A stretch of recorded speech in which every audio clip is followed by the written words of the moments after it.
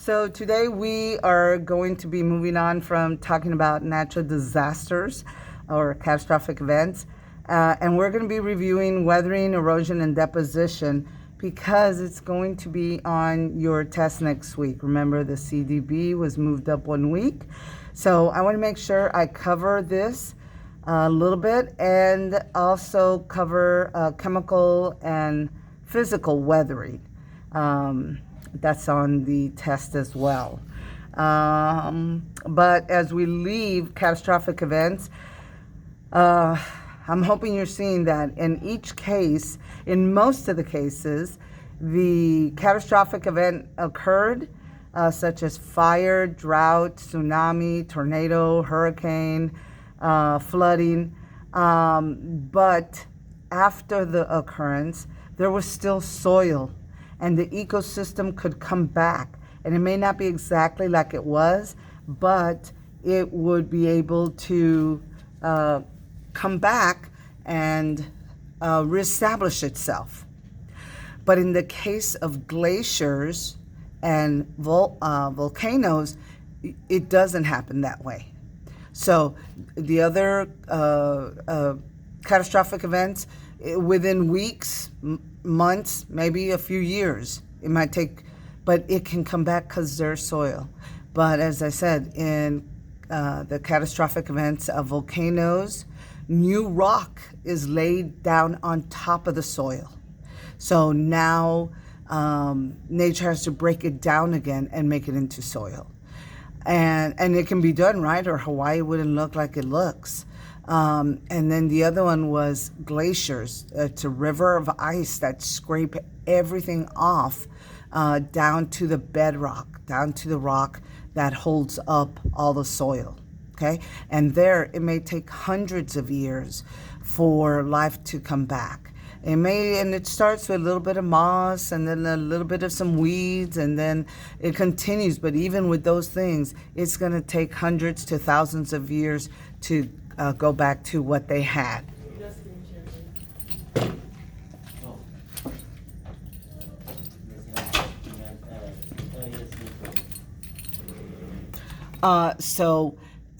As we leave that, keep that in mind, that's what has to happen when we have volcanoes and glaciers. Nature's going to take a long time to take itself back to what it was. So we're moving on. As I said, this was supposed to be later and it was supposed to be a lot longer, but here we go. All right. So this is a review. You had this last year in 6th grade, weathering, erosion, and deposition, and I am just reviewing it to hopefully just jog your memory of what it was that you learned. Okay? So all of these three together, they do change the earth. They do make landforms, and this has been happening from like day one that Earth opened for business. And whether we are here or not, this is going to occur. There could be nothing living on this planet, and there still would be weather happening, changing and changing the Earth's surface continuously, as long as the Earth is a living thing that or alive in that its core is hot. There's going to be movement, and that we have weather. Okay, so weathering says the changing of Earth's surface by wearing down or breaking apart. So when you think of weathering, think of breaking down. And some of my kids over the years have taught me that your 6th grade teachers have taught you, when you talk about weathering, you make like the letter W. Weathering means it's falling down and hitting. Okay, so weathering, coming down, and that's exactly what it is. So the Earth's geography is constantly changing because wind and water are always out there, and they contribute to most of the changes that happen to the land. But again, weathering is the breaking down, breaking apart, wearing away of rock from big giant boulders into tiny little grains of sand. And in between there's all kinds of sizes. The things that help weathering or cause weathering, plant roots, they break open rocks. Ice, it expands when water expands when it gets cold, and that breaks up rocks. The wind just wears it away. As it's going by, it takes away little grains at a time, and changes what that big rock used to look like. And then water, and water is probably one of the most powerful forces. So it says moving water in rivers cause rubs. Down at the bottom, the rocks are moving, kind of tumbling around. They're hitting each other, and they kind of, it's like sandpaper with one another. And it says over time, and if you see those river rocks, they're always kind of round and smooth, because as they're tumbling around in the river, they smooth out like that. So we're breaking them down. They may start like jagged pieces like this and end up real rounded, soft, kind of flat pieces. So this rock is not weathered. It's kind of in its natural state still. Here's a rock that a root started growing through it, and as the tree gets bigger, it splits the rock more and more. That's weathering. It's breaking it apart. So roots can be really, really powerful. And yeah, we see them growing in sidewalks and stuff all the time. Just given a little bit of dirt, they take hold. But as they get bigger, it's going to break the sidewalk apart. Some of you may have at your house, your driveway is kind of crooked, or your sidewalk. My sidewalk is like that because there's real big roots under the sidewalk that are pushing up on it, causing it to break and kind of lift up a little bit. But roots can be very strong and powerful. So we're going to look at the fact that there's two types of weathering. There's physical weathering, where you just take something and you make it smaller by just hitting it or breaking it. But we can also weather something with chemicals. The sandy beach is an example of weathering. Parts of this sand at one time was quartz that was broken apart, traveled down rivers and streams, and ended up as small as a grain of sugar. You can see changes created by chemical weathering on this 100-year-old statue. Welcome to Moo Math and Science and Weather. Weathering of rocks is a physical or chemical change that changes the characteristics of the rocks on Earth. There are two major types: physical weathering, which involves breaking rocks into smaller fragments caused by environmental factors, and chemical weathering, which are changes that involve rocks being changed into new substances or minerals chemically. Let's look at three major types of physical weathering: abrasion, frost wedging, and thermal stress. Abrasion is mechanical scraping and can be caused by several factors. Basically, these factors just break the rock apart: wind, water or waves, glaciers, gravity, and even plants and animals. Frost wedging occurs as water expands as it freezes, and this can cause the rock to break apart. Thermal stress is a type of weathering where heat and changes in temperature cause the rocks to expand and contract, and this can break the rock apart. Next, let's look at chemical changes of weathering. Remember, a chemical change creates a new substance. There are three major types. First, oxidation occurs as oxygen combines with iron in the rock and creates a new compound. When iron reacts with oxygen, it forms iron oxide, commonly called rust, and this weakens the rock. Hydrolysis occurs when hydrogen or hydrate replaces the ion and creates a new substance. For example, hydrolysis causes feldspar to turn into clay. And finally, carbonation is the process of mixing water with carbon dioxide to make carbonic acid. This acid then breaks down and weakens rocks. Caves may be formed by carbonation dissolving limestone. Rainwater picks up the carbon dioxide from the air, and as it percolates through the soil, slowly dissolves out the limestone. That's what we have here in San Antonio. This playlist will help. And as always, thanks for watching, and Moo Math uploads a new math and... Thank you, Moo Math. Okay, so you don't have to know the name of carbonation, hydrolysis, or whatever. You just have to know that those things do cause a chemical reaction. Water is a chemical. The carbon dioxide reacts with the stone, limestone. And that there's just physical weathering and chemical weathering. That rocks can be broken down physically with a hammer or a jackhammer, or they can be broken down chemically or be broken down with chemicals.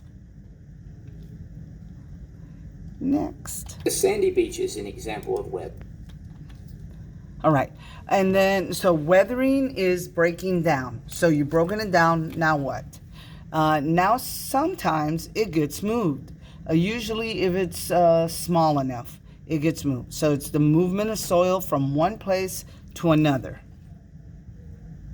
So again, we think weathering, we're going to think breaking down. We think erosion, you need to think movement. It's the movement of sediments from one place to another. The ocean would not have beach if that wasn't true. If those little rocks weren't brought down by the rivers, we wouldn't have beaches. Now, some of that breaking does happen by waves as well, but a lot of it is just simply they come down rivers, they're deposited at the point where the river meets the ocean, which is, where the land meets the ocean, and they become beaches. You can tell if you go to a beach and it has black sand, which some of them do, that means there's rocks in that area that come down the river that are mostly black. Or there's some white, what they call white sand beaches. They're usually made from white quartz that is broken down and brought and travels its way down the river to the ocean and then gets deposited on what we call the beach. So water is, as I said before, a really powerful force. Okay, it moves and it takes things away. So at one time, this is the Grand Canyon, and that's what they want us to believe. That's the Grand Canyon. This was all the same level. This canyon did not exist, but there must have been a river that flowed on top. And for a couple, and the Grand Canyon were made, number one, the Colorado River is a strong river. It's refilled by the melting snow from the Rockies, and so it's flowing continuously. It's strong continuously. But also, it just so happens that this area that the Grand Canyon sits on is kind of pushed up. The big area is kind of pushed up, and so because of gravity, the water cuts down even harder into the canyon. But it carried away everything that used to fill that canyon was carried away into the ocean, because eventually the Colorado River ends up in the Texas Gulf Coast. So that moves water from Colorado all the way to the Texas coast. The little rock particles make it into the ocean, and then that wave action, that movement of the wave action, may ultimately then deposit it in the beaches. So what are the things that move these particles? Well, wind blowing. If you've ever seen movies where there's sandstorms or whatever, that is wind carrying those little particles. Like you see here, gravity makes things move. Just, oops, somebody made too loud of a noise, and that was all it needed, and that one rock fell and it's like the other day I saw a little kid and there was a stack of oranges at HEB, and of course he pulled out one from the bottom and boom, I mean it must have been 100 oranges all came rolling off, and I just thought, what a great example of erosion there, and stuff. And then everybody helped the little boy pick him up. But yeah, gravity is always pulling down on rocks, and sometimes when things become unbalanced, an unbalanced force, they will all fall. Glaciers, they move. You can see this glacier has these boulders already embedded in it, and it's going to keep moving that. So it doesn't matter if it's a tiny grain or it's giant boulders. If it moves it from one place to another, that's erosion. The maple trees that are here in Texas from Canada, along with all the rocks that got pushed in here, that's erosion. They move from their original place to somewhere else.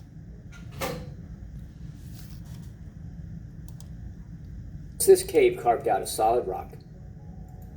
The two superheroes, weathering and erosion, worked together to create this cave. Welcome to Moo Math and Science and Erosion. Weathering breaks down the rock, then erosion carries the rock away.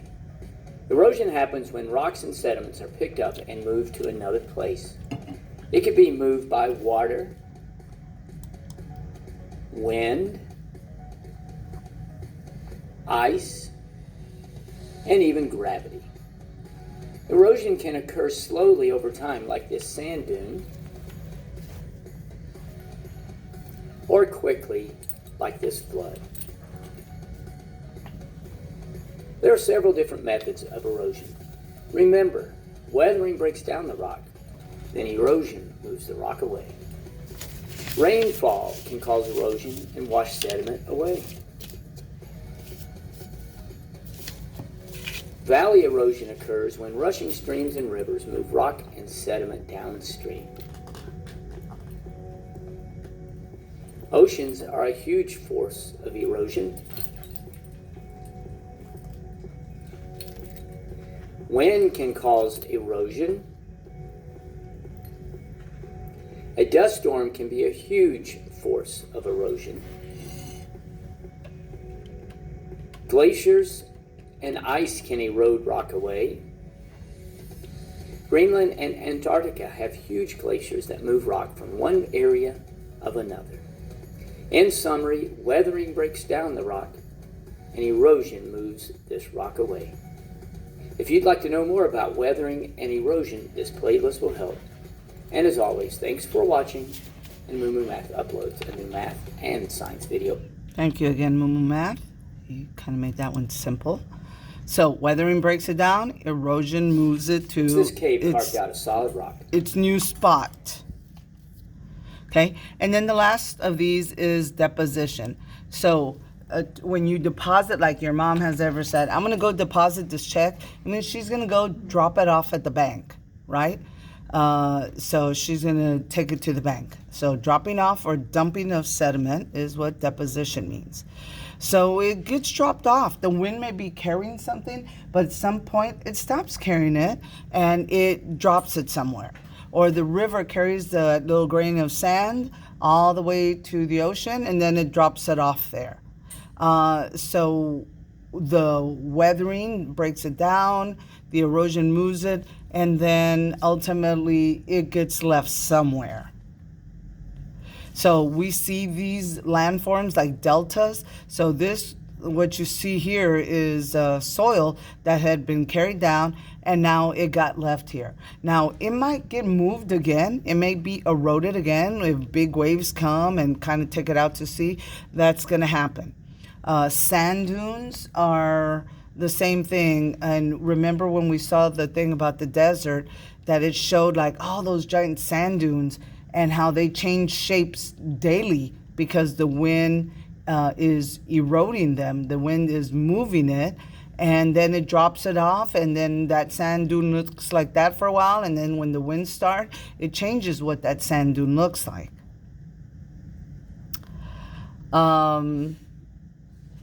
Okay, so we don't have that to do, but here's a wrap-up video that kind of just talks about all three of these.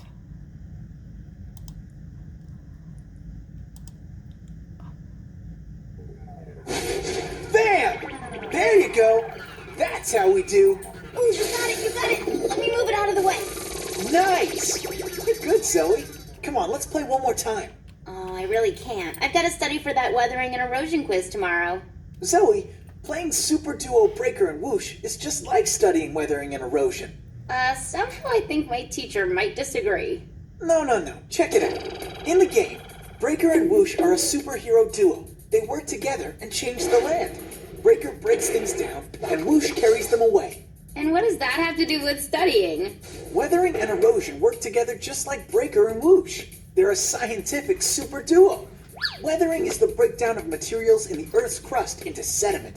If weathering were a superhero, it would be Breaker. Actually, that sort of makes sense. Erosion is when weathered rock is carried away by gravity, water, wind, and ice. If erosion were a superhero, it would be Whoosh. You're right. Weathering and erosion work together and change the Earth, just like a pair of superheroes. Right. Think of weathering as a superhero that acts in different ways and breaks things down. It breaks down rocks with water. It wears things away with wind. It can even scorch or freeze the Earth with temperature, cracking and breaking it apart. When weathering acts like this, it's called physical weathering. Wow. That's only the beginning. There's another whole side to weathering's personality. Chemicals in the air mix with water to make acid rain that eats away at limestone rocks.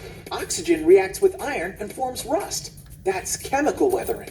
Then, after weathering is done breaking things down, his trusty sidekick, Erosion, steps in. Yep, erosion swoops in and picks up the pieces, carrying them away. Erosion knows how to move, and it does it all sorts of ways. It's the flow of water that moves rocks and sand, the push of the wind that carries sediment away, even the movement of a glacier dropping pieces of rock at the bottoms of oceans and lakes. Glaciers move? Yeah, glaciers are giant moving rivers of ice. They carry along pieces of rock and then drop them as they move. It's called deposition because the glacier is making a deposit. Weathering and erosion really are like a super duo. Who knew? You knew. You just needed to stop playing all those video games and think. Oh, look who's talking. So, you want to play another game? Let's see if I got this weathering and erosion song and dance down first. Weathering and erosion work together and change the environment. Weathering breaks things down and can be physical or chemical. Erosion actually moves the sediment that weathering leaves behind. Together, they're constantly changing our environment. Looks like someone just got all their studying done. Thanks to your help. We're a pretty super duo ourselves. Alrighty, so that was a good review there. So you have just an exit question to complete, and we are done. Again, some of y'all are still missing work, and I'm going to start calling out names today. So have a good day and have a wonderful extended weekend. Bye, guys.